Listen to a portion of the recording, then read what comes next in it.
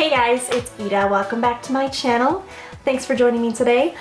Today I decided to film this sort of quick foundation routine, something different than the kind of first foundation routine that I filmed. Obviously my skin is looking different than it was then. My skin is much clearer. So I wanted to film something specifically targeted to those of you that have dry skin, normal to dry, and for those of you who are looking to kind of do a very natural finish to the skin. So not really matte, not like crazy dewy, but just skin that looks like skin. I would say maybe a satin finish is the right word for it. So just the products that I use to achieve this look, kind of the skincare and the prep that goes into it, and just showing you how I apply it, just my tips and tricks that have worked for me. So I've been lately trying to go a little bit more towards the natural side instead of doing like crazy super full coverage, which I love. Even though I love that, I've been trying to go a little bit more natural just because I've just noticed it lately that if I put a lot of product on and I'm looking like in a mirror that's like a magnifying mirror and I look up close, I can like see the product sitting on my skin and I don't like that. And I'm like, oh, I hope that if I'm talking to someone, they're not like able to literally see like patches of just like foundation and product sitting on my skin and sitting on my pores. That is not cute. So I've been kind of experimenting to figure out what works for me that's a little bit more natural. And it translates well on camera and in photos, but it also looks natural in person. Doesn't look too caked on. I would say this is still going to cover everything, but rather than relying on just my foundation to cover everything, kind of relying a little bit more on just adding concealers and things like that to kind of even out the skin overall and just to kind of give a really natural finish. So if you'd like to see how I did this, keep watching. Oh, and as you may have noticed, I put these fairy lights up behind me. I just like picked these icicle lights up at Target because I don't have anything in my background. Like it's just so boring, and I thought this would be like a really fun way to spruce things up. So I hope it's not like distracting or weird to have them behind me, but I kind of thought it would be nice. So yeah, that's why the little fairy lights are back there. Alright, so to get started, one of the biggest things that you can do, of course, is to prep your skin properly to put on makeup. If your skin is dry like mine is, it's very important, of course, to always moisturize before putting makeup on. Typically, for me, a good window of time is to try and do my skincare maybe 20 minutes or so before I put my makeup on. Alternatively, you can also apply your moisturizer right before you put your makeup on. I have already done my moisturizer and I'll show you what I use. So I went in with the Philosophy Renewed Hope in a Jar moisturizer. And I like to add a couple drops of a face oil to my moisturizer. What I have been reaching for lately is Marula oil. This is by Acure. I picked this up at Sprouts. If you live somewhere where you have a Sprouts or Whole Foods would carry this. This is just 100% Marula oil. This was a 1 ounce bottle. I believe I paid about $18, 15 or 18, something right in that range for it. I think the brand Drunk Elephant that does skincare, they sell pure Marula oil for like $70 for 1 ounce. So as long as you are finding oils that are organic and they don't have any filler oils added to them, you certainly do not need to go to Sephora and spring that much money for a face oil. You can pretty much find the equivalent of the same oil for the most part. If it's like argan oil, Marula oil, rosehip oil, things like that, you can find their equivalent oils. As long as you are finding a high quality oil, you can find them for a lot cheaper than what you will find from like high-end skincare brands. I'm not saying, like, I'm not trying to bash brands that do that, but just be aware that there is a huge markup there. You can get the same oils for a lot less money. So usually what I do is I dot the moisturizer onto my cheeks, forehead, and chin, and I put maybe 2 to 3 drops of oil onto each cheek, and I just blend all of that in together. With face oils, if you mix them into some kind of a medium onto the skin with a moisturizer, they absorb much better than if you just apply the oil directly to your skin. I can't remember where I learned that from, but ever since I've been mixing the oil in with my moisturizer rather than just applying it directly. It has gone on much better. Since the routine that I wanted to do today, I wanted to do something kind of glowy and radiant. I am going to be going in with my Laura Mercier Radiance Primer. It has like a sort of a shiny finish. Basically, this is a primer that will reflect the light a little bit, and I really like this for when I'm going for a more dewy, glowy makeup look. So typically what I'll do is I will just take some of that primer and apply directly to the skin using my fingers. I've also done where I've mixed the primer in with skincare, like mix with moisturizer or even mix directly with my foundation. But typically primers are meant to be as a base, and it is a little easier to just go ahead and apply directly to the skin. So I'll just be massaging that in. So then what I like to do is I like to put something around my eyes, because I just find that the area around my eyes, if I go in and put concealer and product there, it often will crease, and it does help to try to moisturize that area as well as possible. I'm using the Clinique All About Eyes Serum. This is actually like a roll tip. So you actually go in and you just roll this under the eyes.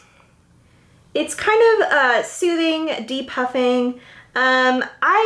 This is like a sample size of this product that I've had for a while, and I do like it. I can't really speak to how this performs against maybe other similar products because I really haven't tried a lot of similar products to this, but I do like this one.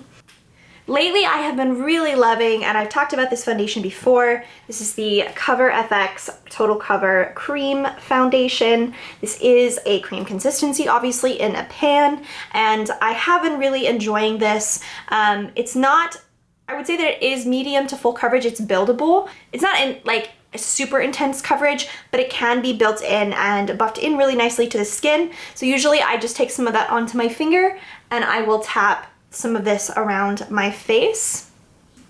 So what I'm going to do too, and I've been using these lately as well, is I'm going to take my Cover FX Custom Infusion Drops. These are the calming drops, and these are infused with chamomile and vitamin E. They're super hydrating. This is, again, like a face oil. You will find if your skin is really dry, face oils make your foundation go on so much better because they create this luminous like finish to the product, and they also really help to, if the product is like thick, it really helps to like smooth everything out. So this has a little dropper on it. You don't need very much in the dropper. I usually would just go like this, and I'll put 1 to 2 drops on each side of my face. And then I'm gonna go ahead and buff this in using the Tarte Airbuki brush. I'm gonna try to like zoom in here a little bit. So I make very small downward stroke motions, and you can sort of buff directly into the skin. And I really just find the oil just makes this so much smoother. You do have to be careful when, of course, using a brush that's this dense, because if you look at your skin like in a super up close mirror and stuff, you might find like it might cling to dry patches and things like that if you just use a brush to apply. So I do like to use both a brush and a beauty blender to do it, but I find the brush is a really great way to start off. So as you can see, it does cover, but it has not covered everything. So I still have circles under my eyes a little bit, some blemishes that are slightly visible, but it also has a pretty natural finish on the skin. So then I'll take my damp beauty blender and just go over. I'm actually focusing this really towards the edges of my face, down into the chin, and I usually like to roll this away from the edges. So right now, my skin, I think, still looks like skin. It doesn't look perfect or flawless, but it does look natural. So for concealer, under my eyes, I'm gonna go in with the NARS Radiant Creamy Concealer. This is a shade Vanilla. This is a highlight shade for me. This concealer is not, It's not gonna cover dark circles. I think if that's your goal, it really doesn't do that. To me, it's like I need to color correct and then conceal if I really want to have the coverage of having dark circles covered.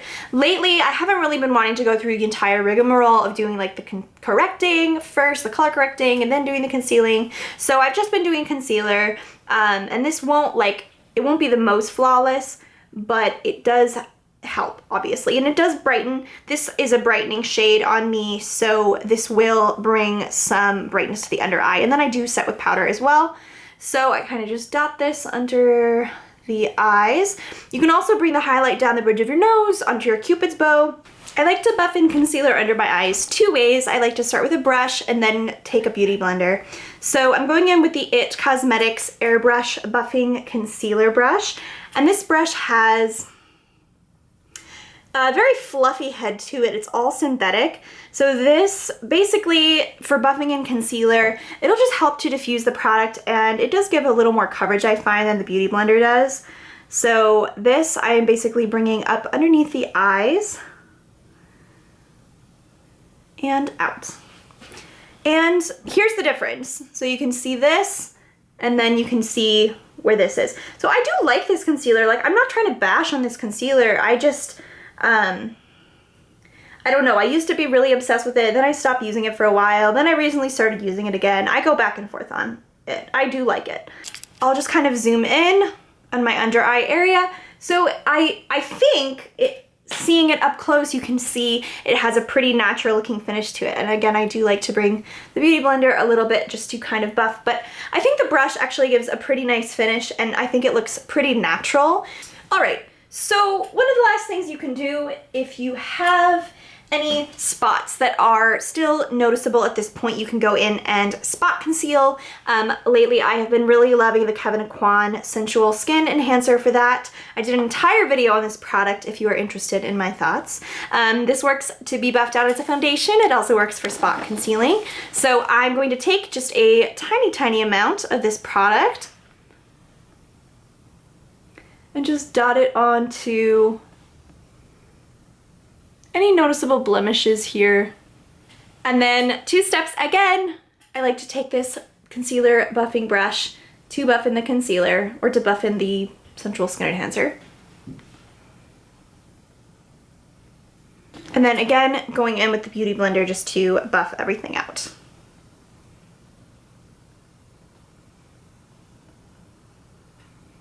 And I do like to bake the under eyes just a little bit, but I haven't been like baking my entire face. I just find that for me, it's really good for like when you do want that super full heavy coverage and you want like kind of that super flawless look. But I think like for everyday, for me at least, it's just a little bit much. So I do go in with my Bed Night Cameo powder. And I like to take a dry Beauty Blender as opposed to the damp one that I would be using on the rest of my face. And then because the powder is really messy, I always dump some into the cap because it has like a shaker top and it's a huge mess. And then I really just take some of this onto the Beauty Blender, and I'm bringing this just under my eyes. And I don't put a ton on because I don't really find that I need to.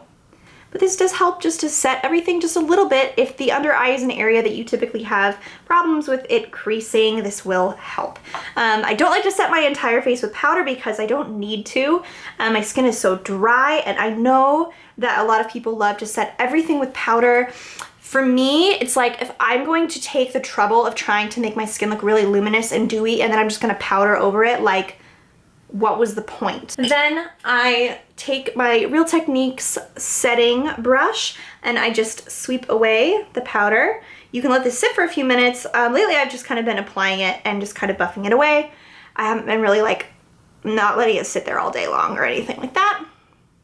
But that kind of just makes the under eyes look a little bit more brightened because it is a lighter powder than my skin tone, and it does kind of help to prevent any creasing in that area.